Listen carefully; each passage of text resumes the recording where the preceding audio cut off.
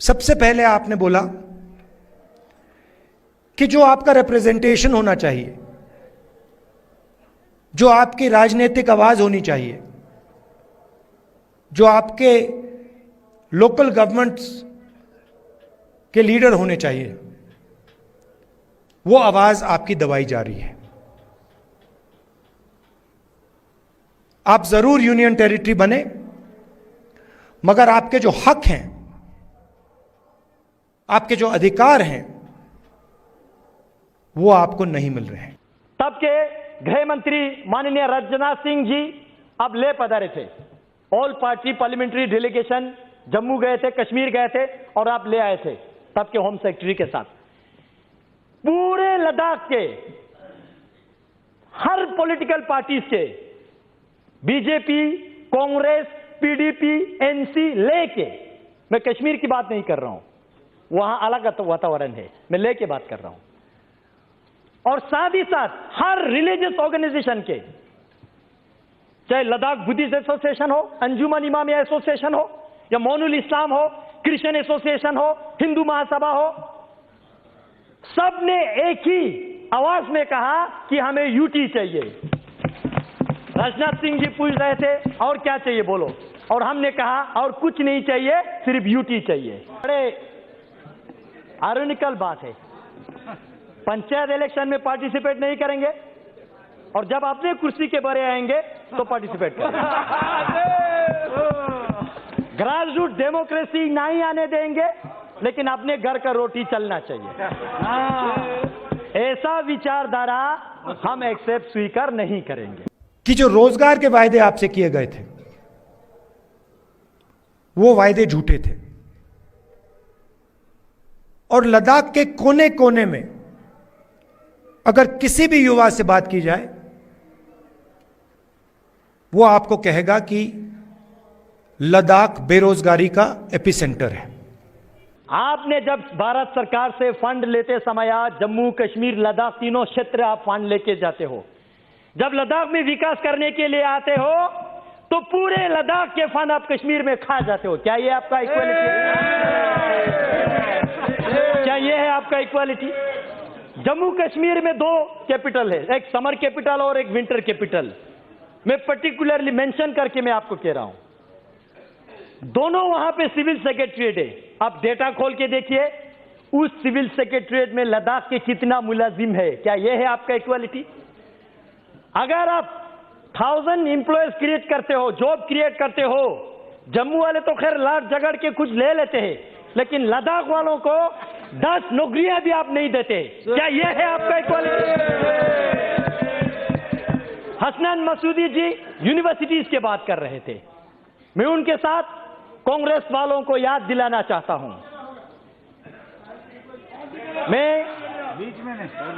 मैं कांग्रेस वालों को याद दिलाना चाहता हूं, आपने 2011 में कश्मीर में आपने एक सेंट्रल यूनिवर्सिटी दिया, जम्मू में एक सेंट्रल यूनिवर्सिटी दिया। जम्मू वालों ने लाट झगड़ के दिया नहीं, लाट झगड़ के लिया।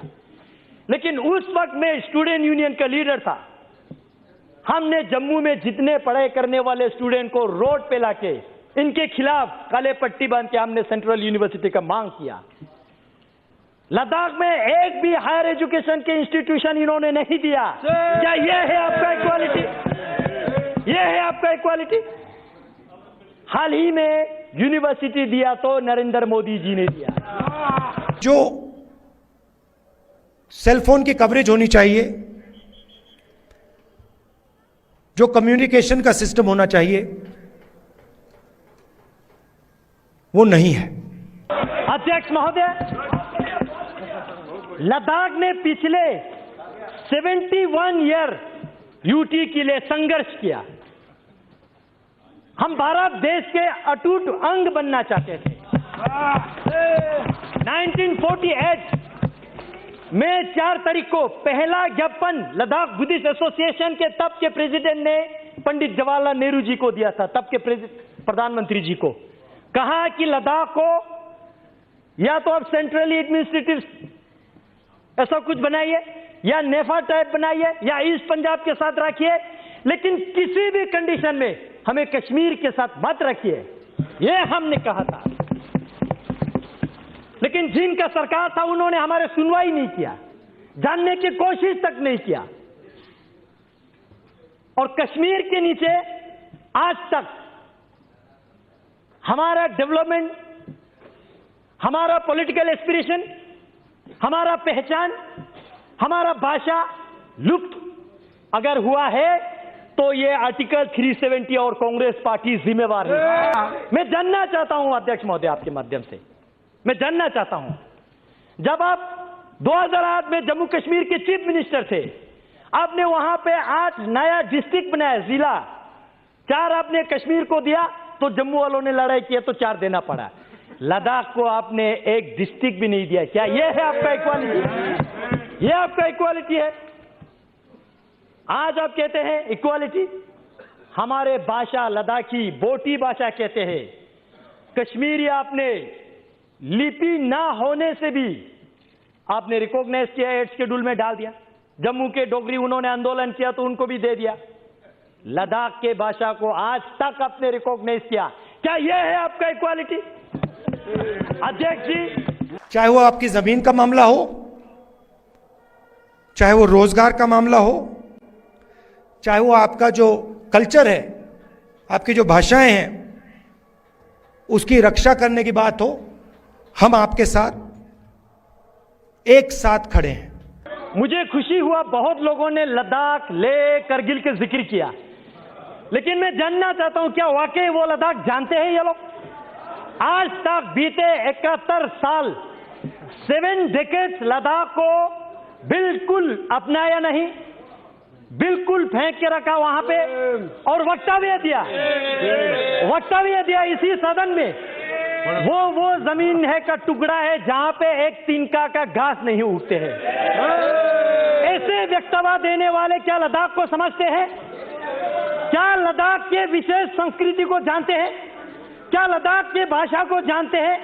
क्या लद्दाख के रहन सहन, खान पान, वहां के ज्योग्राफिकल कंडीशन, क्लाइमेटिक कंडीशन, जो दुर्गम क्षेत्र है, क्या वो जानते हैं या खाली किताबें पढ़ के बोल रहे हैं? पैंगोंग लेक में था तो एक बात बिल्कुल साफ है कि चाइना ने हिंदुस्तान की जमीन ली है। हजारों किलोमीटर जमीन हिंदुस्तान की चाइना ने हमसे छीनी है।